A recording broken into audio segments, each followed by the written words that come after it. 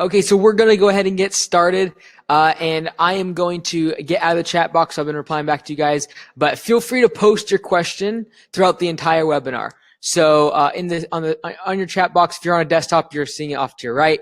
It's below if you're on a mobile device. Feel free to put your question in the entire time. Welcome, Josh. Thanks so much. And good to see you, Josh. Thanks for coming in. So today, if you have a question throughout any time of the webinar, just post it. I will come back in the chat room at the end of the webinar. But as we're going through material, if you have a question, make sure you post it in the chat box so you don't forget. And I'll go through every single one at the end of the webinar. So I'll teach for about 45 minutes or so, and then we'll do Q&A at the end. But throughout the whole time, just post your question in the side there, and I will get to it at the very end of the webinar. So I'm going to go out of the chat room, but like I said, feel free to post those questions. I'm going to go ahead and get our slides rolling for today. Start. Here we go. All right, so today, oh, by the way, I'm down here in the bottom right. I'm still on your screen. So today we are talking about steps to growing your lawn care business past $1 million. You might have been on last week's webinar where we talked about getting past $500,000 in revenue, which is a completely different game. And on that webinar, I made it very clear that what gets you to 500,000 is not going to be what gets you to $1 million, and what gets you to $1 million is not going to get you to 5 million. So there's different steps of the journey. There's different things you have to change in your business.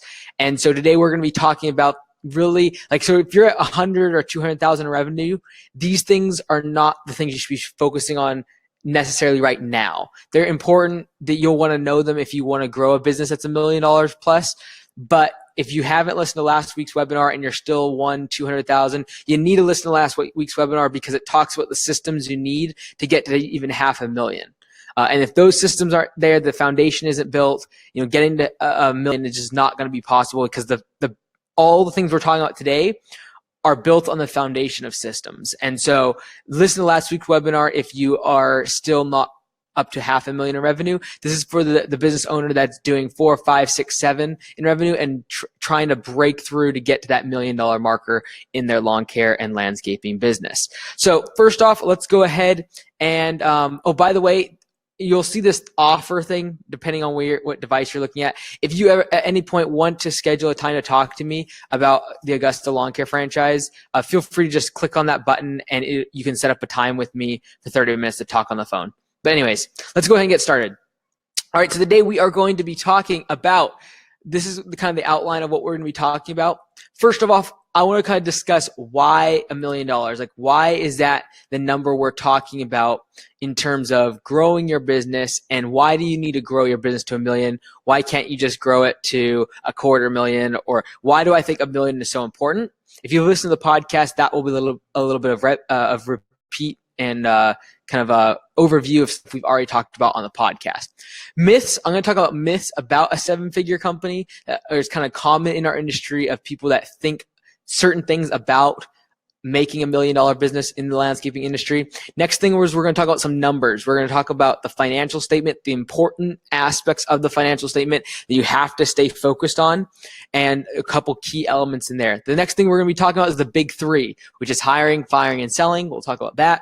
Next thing we're going to be talking about is delegating minutia. So really becoming a leader, beginning to delegate things in your business. And then lastly, we're going to talk about the Augusta Lawn Care business plan that you can become part of as a franchisee. All right. So first off, why $1 million? And if you listen to the podcast, you've heard me talk about this before, all the benefits of building $1 million business. Let's start off on the left-hand side though. Number one is with $1 million in revenue business, you can afford to be out of the field. So, when you actually stop doing the work and you're not out mowing lawns, raking out beds, trimming trees, once you stop doing that, your salary becomes overhead in the business. And so, if you're taking if you need $50,000 or $60,000 just to live, provide for your family, put food on the table, get your house, etc. If you need $50,000 or $60,000 to live, and that's the money you're taking out of the business, well, it used to be that you would be out in the field generating $150,000 in revenue and then taking your salary. Now, when you stop working out in the field, that money, that 50, 60,000 needs to come out of the business, and yet you are not an employee that's generating income. You're strictly overhead. You're a manager, you're doing sales, whatever you're doing, but you're not actually doing the work that your business is getting paid to do. Because if your business only gets paid when someone is shoveling, when they are trimming, when they are mowing, you do not get paid to drive around, you do not get paid to even make sales. You get paid when the work gets done. And so when you're not in the field doing the work, you are an overhead expense to the company. Very important. Obviously, you have to have the elements that you're providing for the business, but you are an overhead expense, and it's something to be thinking about even as the owner once you step out of the field. But when you have $1 million business, it can afford to pay that overhead expense. It can afford 50 or 60,000. It can afford 5 or 6% of that $1 million to go towards an overhead expense of your salary, the money you need to take out of the business to basically pay your expenses. The next reason why $1 million is so important in terms of revenue is you can create a business that is systems centric. If you have a small business, it's very, very hard. If it's making 200, 300,000 revenue, you have 1 or 2 employees, it's very difficult to create systems that are actually repeatable because it's hard to make a system when 2 people are there. It's hard to have team meetings when there's 2 people there. It's hard to have delegation when there's 2 people. It's just very difficult to create systems and patterns and procedures when there's just a couple employees. And the reason for that is not even so much that there's systems in place, because I know some small businesses that do a couple 100,000 in revenue, have a couple employees, and have good systems. But yet, if anyone in that business, employee or owner, gets hurt, has to go away on an emergency thing for their family, whatever it is, the business is personality dependent when it is so small of a business and has so few people working there. When you have systems in place and you have more people in place, then it's no longer relying on one individual or one manager or a great employee or even you as the owner, because the systems run the business, not the personalities that are strong. And for most of the people watching this, you're the owner. You are that strong personality that runs the business. And the more and more you grow, the faster and faster you grow, you have to let the systems grow the business instead of you always managing the business. So for example, I'm just going to throw one example. Pay by performance is a system that polices efficiency within Augusta Lawn Care and the business that we've created. The reason for that is because I do not want to have to hire a manager. I don't want to have to be there. I want the system to manage the employees and do what's right for the business. So less about the personality. I have great managers, but I don't even want the business to be relying on them. I want the systems to be the undergrounding foundation for which the business is built. And then that leads to number 3, which is why $1 million? Because now you can actually afford to pay managers and top performers. If you're making 200,000 in revenue and you have an incredible office person, over the top, can sell, knows a lot about the industry, great in the office, great on the phone, just an absolute all-star. There's just no way you can pay them what they're worth, and you're going to lose them. And so one of the biggest reasons for having $1 million business is it's enough scale to afford to pay managers and top performers. And the reason I specifically talk about them is because if you have stability at that higher level of management, that stability usually will trickle down. So if I look at a lawn care company that has a huge turnover on their frontline employees, a lot of times I can look to their management or middle managing team, and they have a bunch of turnover. People are leaving, people are unsatisfied, people are getting better job offers elsewhere in other industries. If you have a rock star office person and you're making 200,000 in revenue, if you give them a $50,000 salary, you're giving 25% of revenue to one person. That's very vulnerable, and you might not be able to afford it when you're that small of a business. And you will probably lose them because some other person will be able to afford to pay them 60 or 70 grand. At $1 million in revenue, you might be able to pay that 60 or 70 grand in order to keep someone that's worth it, but and you can actually afford it. And by keeping that turnover low on the higher level of management, you're able to keep the frontline staff satisfied and keep that stable atmosphere in the business, which is a huge part of the culture that you build to make sure you don't have a huge turnover and you retain people that you want to keep. All right, so the 4th thing here is why $1 million in revenue?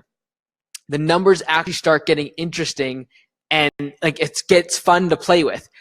Some people listen to my webinar and they love or not my podcast, and they're like, I love, all about systems and about efficiencies and all those things. And then I asked them, well, how much are you doing in revenue? And they're like, oh, like $10,000 a month.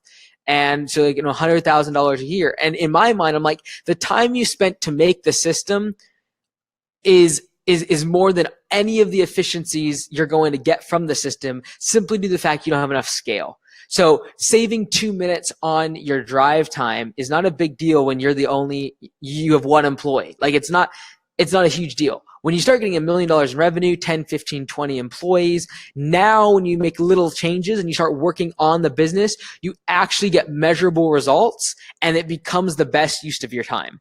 And like I said in the last webinar, I see some people working on their business that really should just be working in the business, making revenue, generating income to actually put money and like stack cash and start growing the business. But yet they're working on the business when in reality, them making incremental, even if they make 10% change and like make their business 10% better, which is like huge, like 10% better of a small piece of pie is not very much. And so with $1 million in revenue, it's actually getting of size where when you make incremental changes, when you make efficiency changes, it actually has a measurable difference and thus becomes the best use of your time. Because if you can shave off 5% of your expenses on $1 million business, that's $50,000. Like that's going to pay your entire salary. And so now it becomes worth it for you to actually work on the business instead of working in the business from a financial standpoint. All right, so some of these are some of the myths. I probably have 20 of them, but I wanted to talk about some of the ones I hear most commonly. Myths about growing your lawn care landscaping business to $1 million. I'm going to jump back real quick. Okay, good. I'm just making sure everyone can hear me. Everyone's audios and videos are good. Perfect. Very good. All right, back to my slides. All right, so myths about $1 million and growing your business to that point. Number one myth is that it takes like 20 plus years and that it's going to take a really, really long time. And the thing is that might have been the case in the past because everything was built around word of mouth marketing and just you slowly grow your business. And there's nothing wrong with taking a long time to build your business, but it's a myth that you have to have 20 years. You have to have a long period of time before you can build $1 million business. And the reason for that is the internet. The internet has really sped up the rate of growth that you can afford via two ways: marketing, so like to your customers, marketing to your customers, and then two, on the efficiency side, communication. So internal communication using cell phones to have a mobile app where people can get routing, they can put job notes, they can take pictures, you can do videos and voice notes to and from the customer, to and from your project managers, make things much more efficient. And so because of that, you can scale the business much faster if you have the systems in place for sales, for lead generation and things like that. And so the internet has really facilitated the fact that you do not need 20 years to build $1 million business. Second is that another myth about building a big business, $1 million company in this industry, which by the way, only a couple % of landscapers in this industry actually build a business that's $1 million in revenue. So when people just throw that term around like all day long, like, oh, I want to make a million or $2 million business in the lawn care industry. Like, it's not easy, and it's not like everyone gets that. It's very few, literally a couple % of landscaping businesses do over $1 million in revenue. But one of the myths is that in order to do that, you have to do commercial work.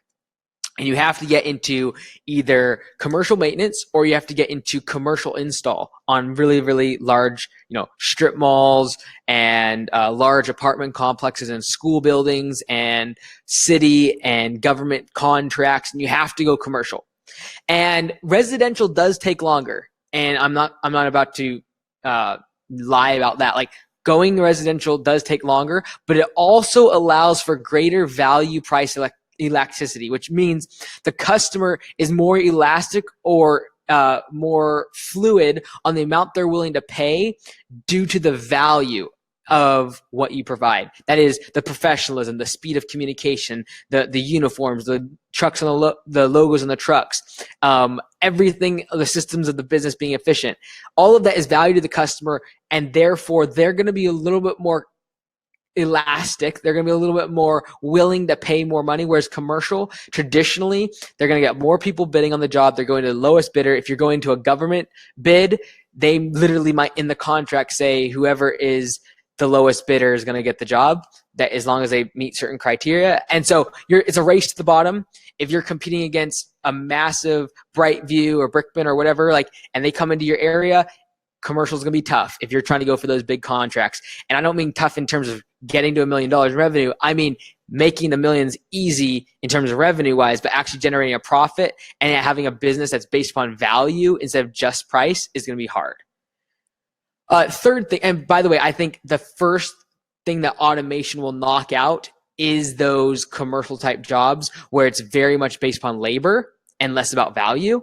And so that's the biggest risk in that industry as well, is just like automation, bigger equipment. The bigger the equipment, the lower the price can go, and just an absolute race to the bottom, I see. So commercial is not the only way to build $1 million business. Number 3 is that a myth about having $1 million business is that it allows for frivolous spending.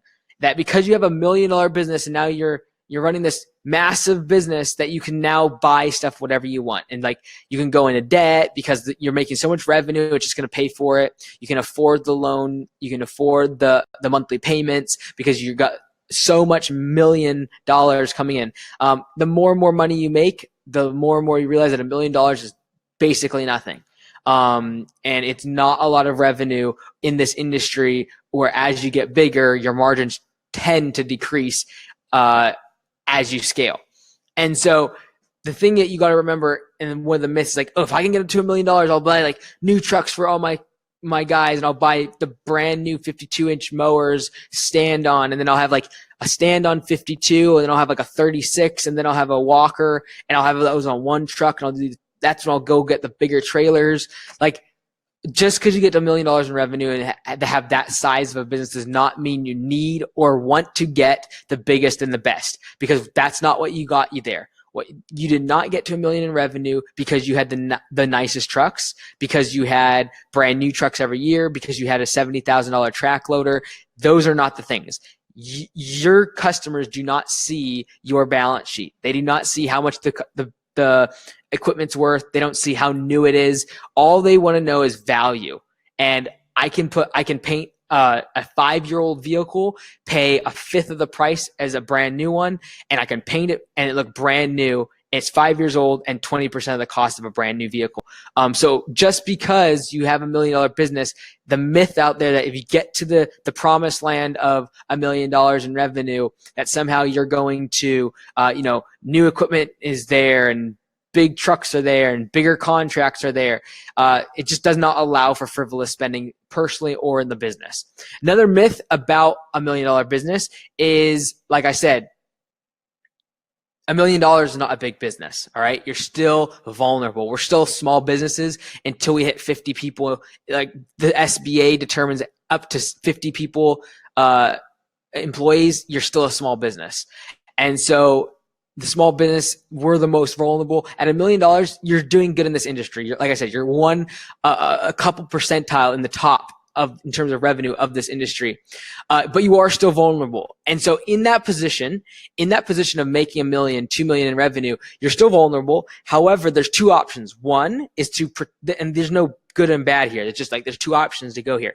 One is protect and defend, which means, okay, I'm going to make $1 million business. I'm going to make a $1.2 million business, something right around that number, and I'm going to protect it.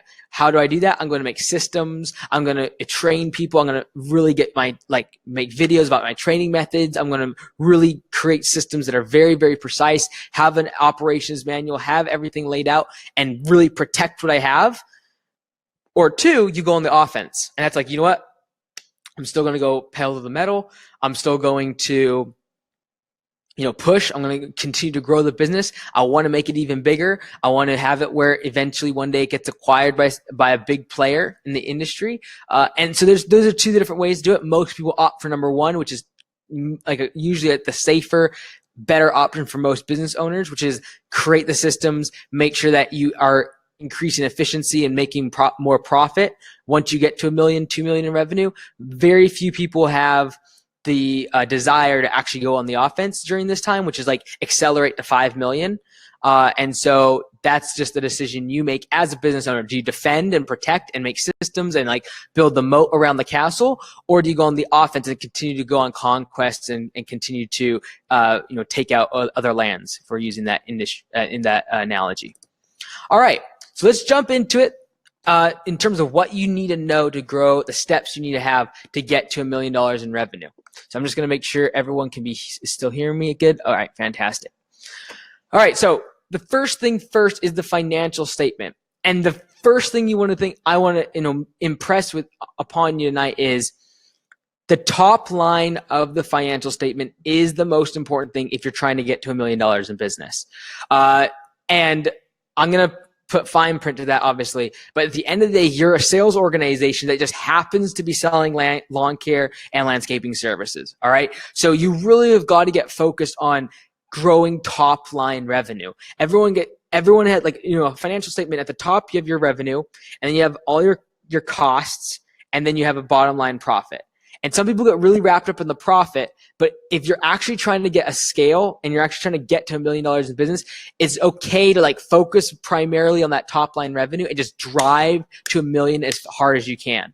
And that's just focusing on selling, getting better at the sales system, refining the sales system, really focusing on the sales aspect, because then when you get to $1 million, and I'm not saying that this is for everyone, but if you get to $1 million fast enough, you get there. Maybe you weren't super profitable. Maybe you were running like a 10 to 15% profit margin, but you get there and now you make it more efficient.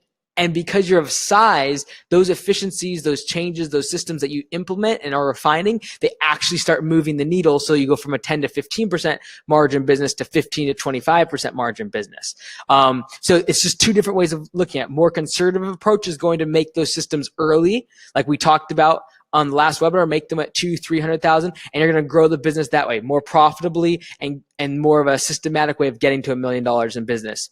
Or you accelerate top line revenue, get to $1 million, don't go in debt, don't do stupid stuff, but just keep pouring fuel on sales, focusing primarily on sales to drive top line revenue, get to $1 million, and then okay, I'm in defense mode now, and I'm going to create the systems, make the efficiencies, and it's actually worth my time now because I'm of size where it actually matters, and it moves the needle and is measurable results.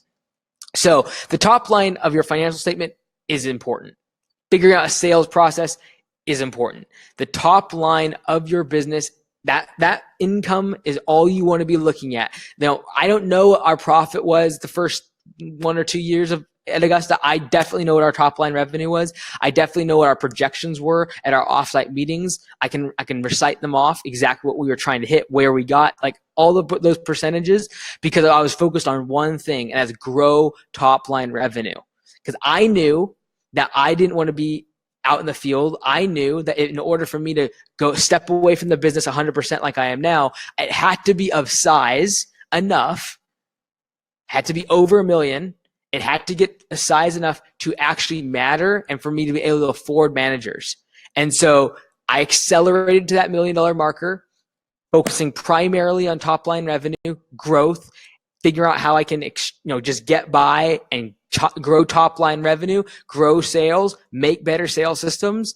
And then once I got to $1 million, then you figure out the systems, then you make it really efficient, then you increase profit margin, and then you have all that in place, and I was able to step out of the business. So in saying that you should focus on the top 1 inch of your financial statement, that is the income, the sales, the revenue that you're generating. In saying that, do not forget about number 3. Don't just spend it all. You can focus on the top line revenue all you want, but if you just are pathetic in the way that you spend the money, at the end of the day, you're not going to have anything left over. All right? So as I say this, I say it with a word of caution. As I say focus on the top line revenue, what I want you to get out of that is that you are a sales organization. It's not something to run away from. It's not something to be annoyed by. It's not something to be cower away from. This is super important that you are a sales organization. If you believe in your product, you can go with confidence to the market and sell. And it's not like, oh, well, I'm just advising. No, I'm selling, and I'm there to make the sale. And I want my employees to be sales driven. I want my people in the office to be sales driven. I want people in the field to be sales driven. Everything in our business is a sale opportunity because we are a sales organization.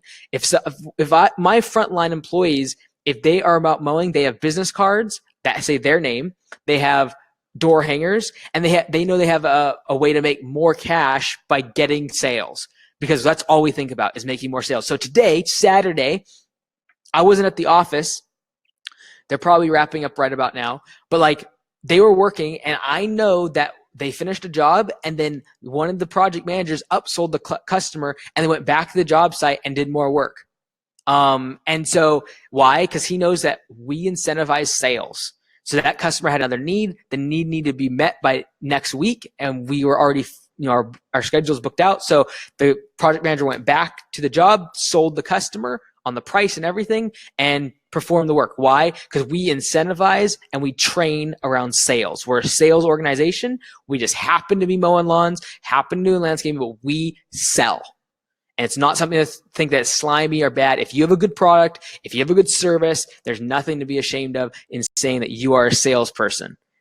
And you got to teach your people in the office, definitely in the office. You got to teach them in the field how to sell.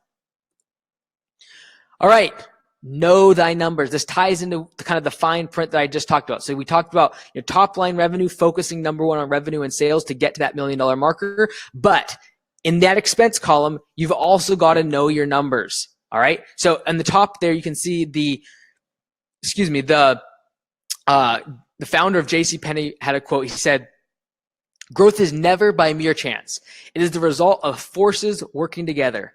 That's by James Cash Penney, founder of JCPenney. So the forces that are working together, that means like the revenue's got to be on point. Your systems have got to be on point. All these things, all these forces working together is what allows for growth.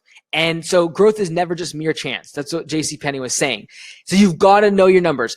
Look what I set up here. You've got to know your numbers for every hour, every day, every week, every month, and every year, for every employee, for every crew, for every truck, and for every single job. There is absolutely no reason why you can't use software and use systems today to know these numbers. How much are you making every job? How much are you making on every employee by the hour? How much money did you make yesterday? How much money are you making today every hour? Are you losing money? Are you making money? How much are you making? Like, you should know these numbers. When you were small, I'm assuming that you have a business that's doing like 500, 600, 700,000 in revenue maybe now. When you were small and doing 100, 200,000 in revenue, you knew every single day when you went home how much money you made. When you were working in the truck by yourself, you would go home and you were every day, I can guarantee you were calculating in your head how much money you made. But somehow as we grow and expand and everything, the forces that should be working together start going in different directions. And so we get employees and we get office and we get people calling and we get customers complaining, all these things pulling our mind in different directions. And all of a sudden we lose focus on one thing, and that is, how much money did you make today? And it's got to even be broken down further than that. If you're actually going to get profitable and make systems and procedures, you've got to know per truck, per every single job. And I don't mean just big projects. I mean, like, how much money do you make on a $40 push mow job? Like, how much money is there? How much did you spend in labor? How much are you going to spend in fuel and overhead and truck expense? And like, it all adds up, and you got to know these numbers. If you don't know these numbers, you can literally grow yourself into a massive hole. You can be making $1 billion in revenue. Great, that's fantastic. But spending $1.4 million because you don't know what you're spending every single day. One of the best ways for me to measure where a landscaper is at is to ask them a few things about their numbers. First thing is like easy. Like, everyone knows this. What's your revenue from last year? Most people know that. Depending on how I can know a lot about them by how exact they are when they give me that answer. Then I ask them, what's your projection for this year? So that, right now we're in August as we're recording this, last day of August. And if I ask someone, what's your projected revenue for 2019? If they don't have a really good answer for me, and they're like, oh, it's like, we'll make like between 600,000 and 800,000. Like, okay, come on. We only have 4 more months left in the year. You got to have a pretty good idea of where we're going. Because if you don't, it obviously means you don't know your numbers. You're not looking at projections. You're not looking at what you did last year. You have no idea what you're going to make, and you're guessing. most people know a pretty good number on that one when I asked them that question.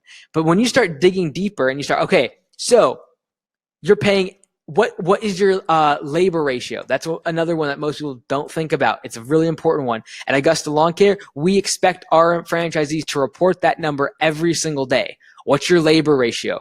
In other words, what percentage of sales was given over to labor? Because labor is going to be your biggest expense. It should be something that we meticulously and are just obsessed about keeping efficient. But how do you know if your efficiencies are working or not if you're not measuring the results of those changes? And so we look at labor.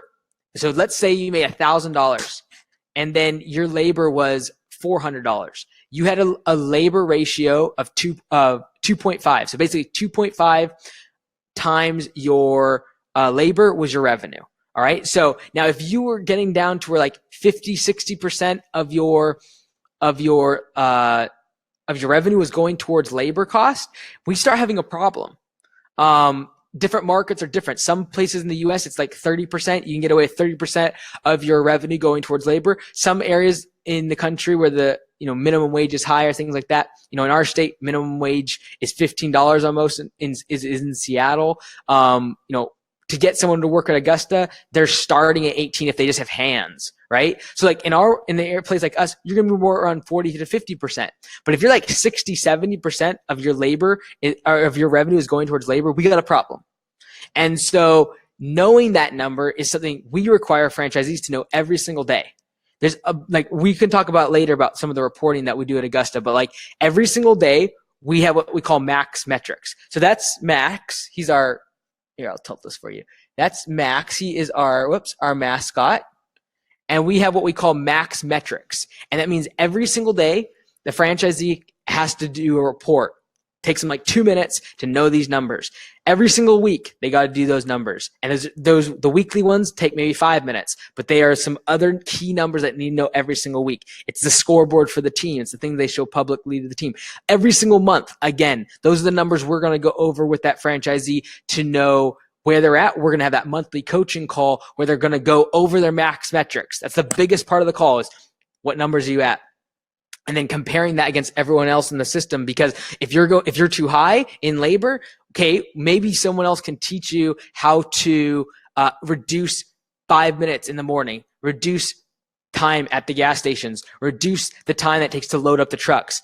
Can we move those things around? Every single year, you got to be doing a lot of reporting. So every single year, I take one entire day, usually at the very end of December, I take an entire day and I do one thing, and it's knowing the numbers of all my businesses. So I have several businesses now. I have the gym. I have Augusta Lawn Care, which is the shop in Bellingham. I have Augusta Lawn Care, the franchise now. I have the gym next door. I have Business Bootcamp podcast. I have the books and all that I do underneath that. And so I take all my businesses and I got to know my numbers, every single one of them. Got to do the reporting, and I've got to know these things every hour, every day, every week, every month, every year. And then for landscaping, for every single employee, for every single crew, every single truck, every single day, or every single job, I've got to know those numbers. All right. So reporting is super key because you can catch issues with your systems and catch issues with your people and catch issues with your pricing way in advance. Far before people are like thinking about bankruptcy or like going into debt, they can figure that out way in advance if they just started reporting their numbers, tracking them fanatically every single day, knowing what the cost to do business was, knowing what the cost of every hour on a zero turn really cost. People laugh and mock me about how I'm doing this trailerless setup for mowing. And the first question I ask them is, have you ever measured it? Have you ever looked at the numbers? Have you ever actually reported on what size of property tips the scale to when it's more efficient to use a zero turn? Have you ever looked at the numbers? Because most of them haven't.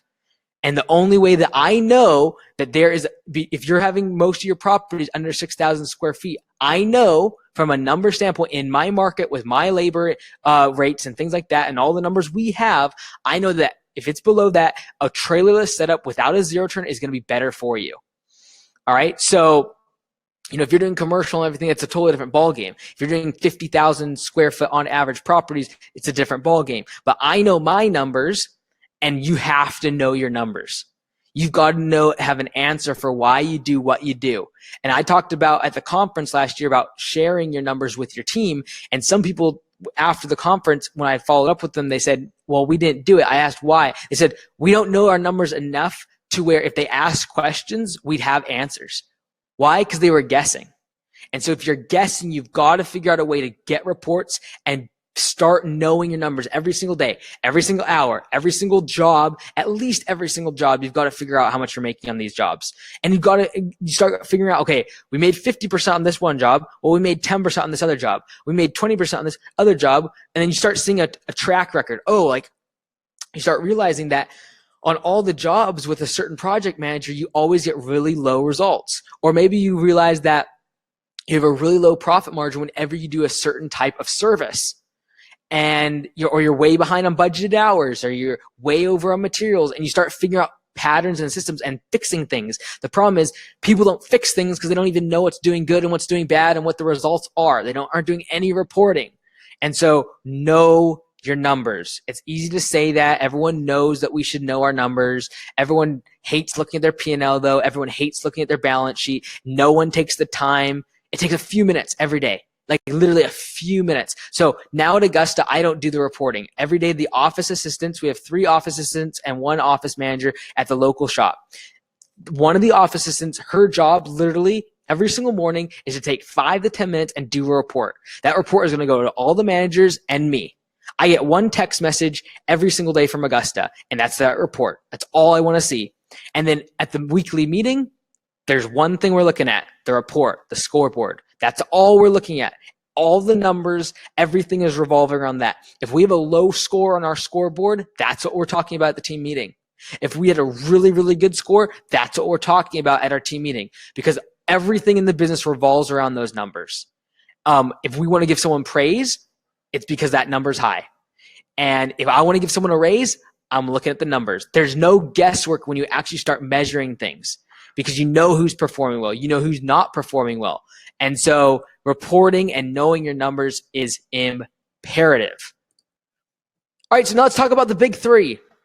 And there's really kind of the thing I just talked about, knowing your numbers is really and reporting is really the 4th thing, but it's not as important as the big 3.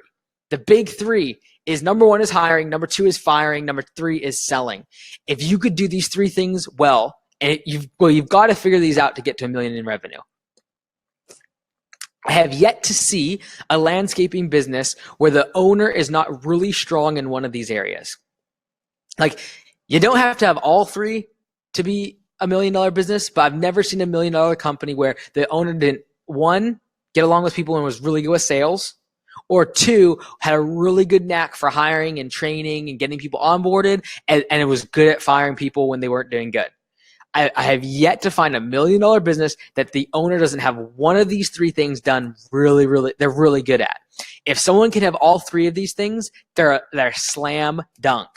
They're going to do very, very well. And these are the 3 things that move the needle once you start growing. Like when you were small and you had $100,000 to $200,000 in revenue, yeah, like your equipment mattered, because if one piece of equipment died, you stopped revenue for the whole day.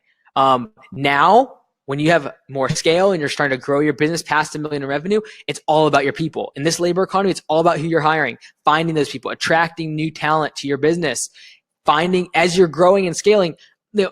Like the majority of the businesses I talk to that are at 5 to 800,000 in revenue, I just talked to one yesterday actually.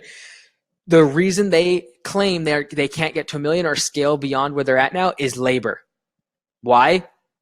They're not focusing on the big 3. They're not focusing on that first one, and it's hiring. And then I asked them, I'm like, well, how much time do you spend every week focused on hiring? And they're like, well, I just put an ad up, like maybe 1% of my week is spent on hiring people. Well, yeah, that's why you're not growing. It's one of the big 3. You got to focus and spend time on hiring people. You got to focus energy on firing people. The firing part is going to be the thing that keeps your culture. It's going to be the thing that maintains and dictates your culture, thereby helps retention. All right, so hiring is getting the people in. Some people are really good at hiring people, but they can't figure out how to fire them. And the firing part is going to be the thing that retains all the good players and gets rid of the bad ones. Because not getting rid of the bad ones, you'll get rid of the good ones really fast by doing that. So hiring people, having a system in place that hires people really well, having a system that fires them. And most people don't know when to fire someone because like they just kind of put up with things until they like, okay, we should fire them. Well, guess what? If you're not doing reporting and knowing your numbers, you're not going to know when they're underperforming. When someone is underperforming and we have to fire them at Augusta, I can show them the numbers. I can be like, look, this is how much you are making. This is how much everyone else is making. You're way behind. That's usually at a warning. That's kind of like when we have a meeting. And fortunately, we've never actually, we've never had to fire someone because they were not making enough money. We fired people before. Actually, take that back. There was one gentleman we did. So basically, my point is that usually in the meeting we have before we fire them, like weeks in advance, we give them a warning if they're underperforming. We show them the numbers, we show them reports, we show them their daily production rates versus everyone else, and that's a warning. That's always been enough to propel them to do more besides one person, now that I think about it, a gentleman by the name of Hank. So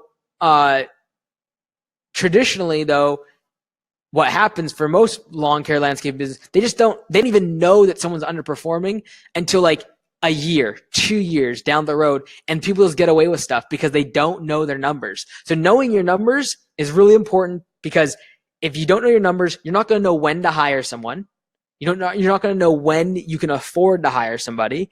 You're not going to know when to fire someone because you're not reporting their performance. You don't have any numbers on their performance.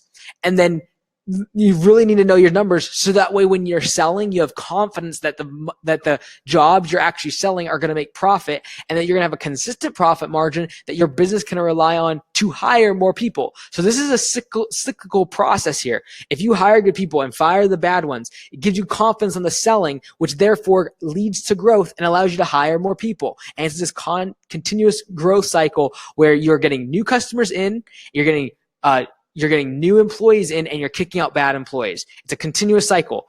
Customers coming in, new hires coming in, and then you're kicking out the bad employees. It should be a continuous cycle. It's just like a cell. It's just like an organism. It's a living. It's got to continually be moving. And these are the three things you have to be focused on as your business scales up. It's hiring, spending time on attracting great talent, firing the people. And part of hiring is like training them, onboarding them, putting them in the right position, getting them, having an operations manual, making sure they know what they're doing, training them correctly, safety, all that stuff. Firing, though, just as important. Selling, there are so many landscapers that are good at what they do, but they don't know how to sell. They don't have a sales process. They don't have steps to the sale. They don't know when they're going to sell. They don't know their percentages. So, for example, I know that in August, I do not have the numbers in front of me. I wish I could show you I'm not looking at anything. At Augusta in August, our close ratio was 42%. I didn't go to a single estimate, but I know that 42% of our estimates we closed. 42% of our calls in as leads were closed in the final sales. I know that if between 40 and 60%, we're okay. If we're going over 60%, that means we're going to raise prices. If we're going below 40%, it means I need to train my estimators better. I need to give them better, or I need to work on the system of follow-up to make it better. So 42%, the reason I know that's on the lower end, or like, not 50 or 55, is because I know that we're so far booked out right now that they are artificially increasing the price and giving more budgeted hours on these jobs because they know we're so far booked out. My estimators are. So, but you've got to have a sales process. You've got to have a process. And I talked about this even on the last webinar, is you got to have a process for collecting the lead, getting the estimate, the process of educating the customer, getting the information, sending the estimate. How is it formatted? What's the pricing system? All of that's part of the sales process. The communication back and forth with your office, that's part of the sales process. You're selling the customer on how efficient you are with communication, how tech savvy you are. Are you going to waste their time? All of those things, that's a part of the sales process. And then the follow-up process.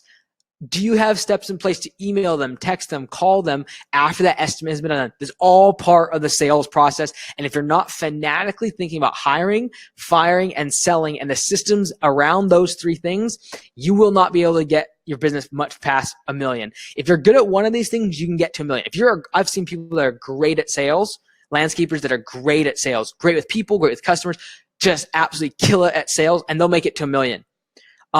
But if I talk to them, the thing they're always talking about is their employees. It's always on their nerves. They're not very good at firing people. They love people too much, or they can't find enough good people and they can't hire people. Like, so if you can do anything right, if there's 3 things that I could bestow upon any landscaper is hiring people, the ability to find and hire great people and get them on behind the vision of your business, the mission of what you're trying to do. Number 2 is to be able to fire the people that are not good fits for your business, so that way you retain the A players and you kick out the low performers. And then third thing is sales.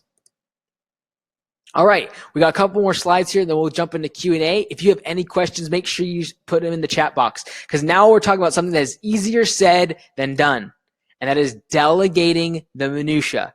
And you notice in brackets, I put necessary minutia. It's not to say that these things are not needed. These are very important things. They're just not part of the big 3. All right, so you can see here, I put delegate the minutia, which is like example, answering phone calls, getting the mail, picking up supplies, sharpening the blades, truck maintenance, everything. If I had a list, it could go on and on and on. But everything should be delegated besides hiring, firing, and sales. That's really all you should be thinking about. If you're like approaching $1 million and you're like, oh, I'm kind of stalling out, I don't know if I can grow anymore. If you're trying to get to $1 million and it's just not working, this is something you got to start thinking about. Delegation. A lot of times you are the enemy of your own success, and you're the one that's keeping your business small because you're holding on to everything and you're micromanaging everything.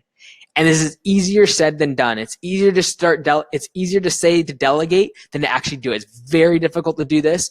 And the reason for that is because answering the phone is like one of the most important things in the world in your business. So I'm not saying minutia. I'm not saying minutia like, oh, it's not important. It's little. It's like, it's insignificant. That's not what I'm saying. It's minutia to you as the business owner who needs to be focusing on other things. And those other things just happen to be, the big 3, hiring, firing, and selling. If you're not doing one of those 3 things and you're approaching $750,000 and you're wanting to get past $1 million, you've got to start delegating these other things, because these are the 3 things that'll get you to $1 million and beyond. Answering the phone calls might make your customers happier, but it's not going to be scalable enough to where you can make $1 million business. Getting the mail, opening up the mail, picking up supplies for your crew, moving things around in the field, sharpening the blades on the weekend, doing the truck maintenance, doing the changing in the oil, filling up the fuel tanks. Like, that's not going to get you to $1 million in revenue. If it's not in the big 3, you've got to start delegating. I could talk a lot more about why it's so hard, and it is easier said than done, but I kind of explain a little bit more about that in the next slide. And that's where we talk about going from CMO to CEO. What does CMO stand for? We all know what CEO stands for, Chief Executive Officer. Everyone wants to be CEO. What is CMO? No, it's not Chief Marketing Officer. For all of you that are so smart, it's Chief Mowing Officer. You need to go from the Chief Mowing Officer, the guy out in the field that's so worried about mowing, and actually become an executive. If you're going to go to $1 million business and beyond, you've got to start thinking more of like an executive than a guy who mows lawns. You've got to start thinking about these 4 things below: leadership, humility, thinking about micromanagement, and this coach versus player mentality. All right, so leadership. Well, what does that mean? This is like, you got to lead by example. If you're not showing up early, leaving late, you can't expect other people to do that. The culture at Augusta when I'm gone is a direct result of the first year and 2 when I was starting to build Augusta, where the culture was me working 12, 16, 18 hours a day if needs be, outside and inside, 6 days a week, like all the time, when doing everything, like not being like, I'm above that. Like, first couple years of business, that's all I did. Just drive hard, work. If you can't do that, you can't expect your people to do that. You've got to lead by example. You've got to lead in a way of being a servant. You've got to be the one that even as you're growing the business and you start getting employees, you're there to support them. You're there. You're not too busy. It's not like you don't care. You don't just brush people off. You actually are a leader. You're part of them. They want you to win because you want them to win. And you put your full trust in them, and that's the only way you can expect the full trust back to you. Humility. It takes a lot of humility to go from from the guy out in the field to the CEO. Why? Because now you've got to be humble to delegate things to other people. And it goes right into micromanagement. Like, it was so hard for even me when I was having to delegate so many things and go from CMO to CEO and start delegating things to the office, delegating things to estimators. Like, I so wanted to hold on to sales. I love selling. It's something I'm good at. It's something I enjoy. It's the one thing I'm pretty good at. And so I held on to it for so long. And because of that, I started micromanaging, and you start getting in the way of people. And basically what led me this spring to getting out of the business locally at our shop and going full-time into the franchise thing is because I started getting in the way of other people that I had delegated things to. I would halfway give it away. I would say, oh, hey, I want you to take care of this. But when things would go bad, I would jump in and try to fix it. And so I just needed to delegate and let it go, and just realize that I had great people that were going to run with the system. And the system was in place. It was battle scarred, tested, ready to go. And I just needed to let it go and stop micromanaging and stop getting into everyone's business and tripping them up. And so when you become the CEO, you no longer are a player on the field. You become a coach. And this is a big turn for us as business owners who started in the landscaping industry. We started mowing the lawns. We did the landscaping. We did the work.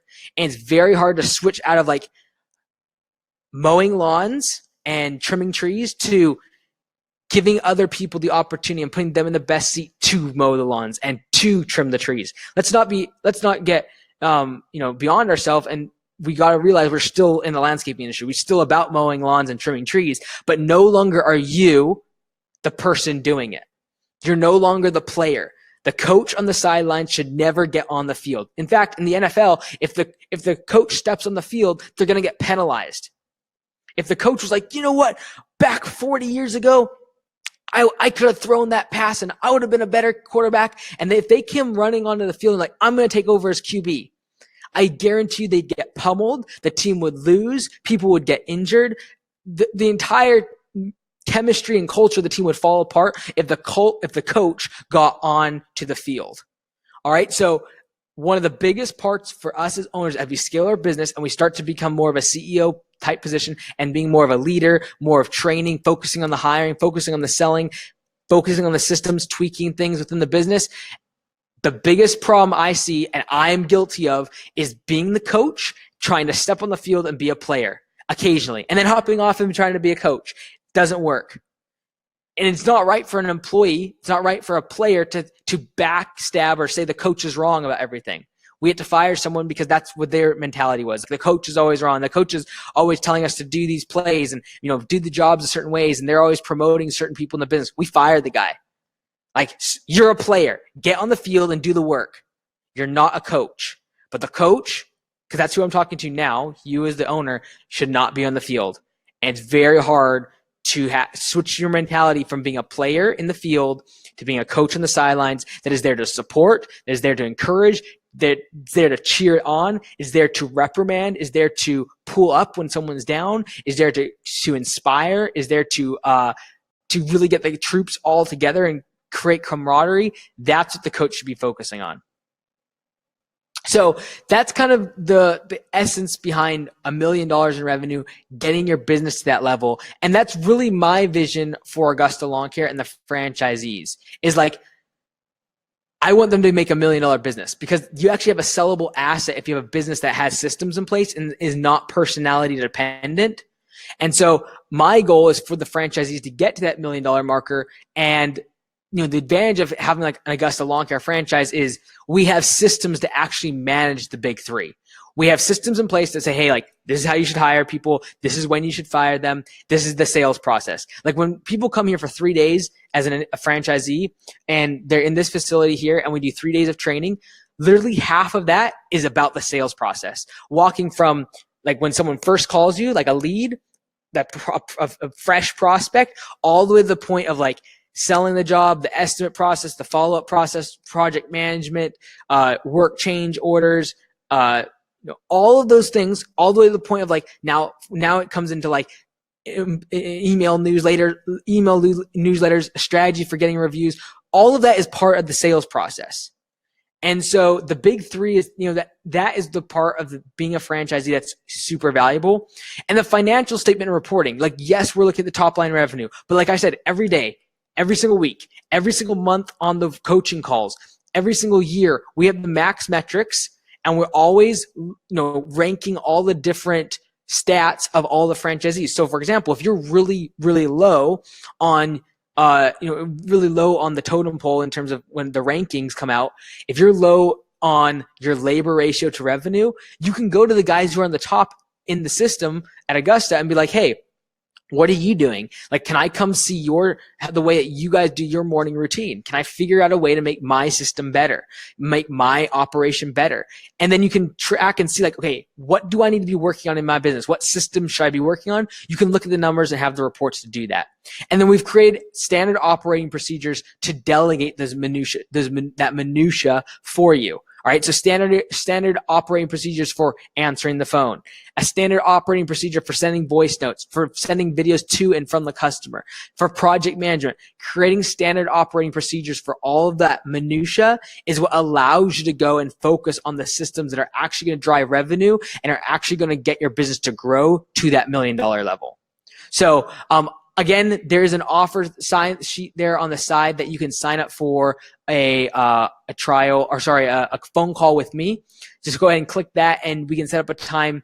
Probably next week we can set up a time to call, and we'll spend 30 minutes on that call and really just see if Augusta Lawn Care is the right fit for you. If it is going to be the thing that gets you to $1 million. If you're stuck at 400, 500, 600,000 revenue and you need the systems to get to that $1 million marker, I'd love for you to be part of Augusta Lawn Care, and especially the first group of 10 that we're going to be here in November to get trained up. So there's still a few spots available. I'd love to see you here for that. So that's my invitation to you. If you'd like to sign up for a phone call and learn more about Augusta, for the lawn care franchise, and what it can do for your business, just click on that button, or just go to AugustaLawnCareServices.com/franchise. And on there, you'll get a whole bunch of FAQ videos. You'll get a chance also on there to schedule a call with me directly and see if it's right for your business. And again, you can convert your existing brand over into an Augusta Lawn Care franchise. It's not that difficult. But I want to open it up for any questions.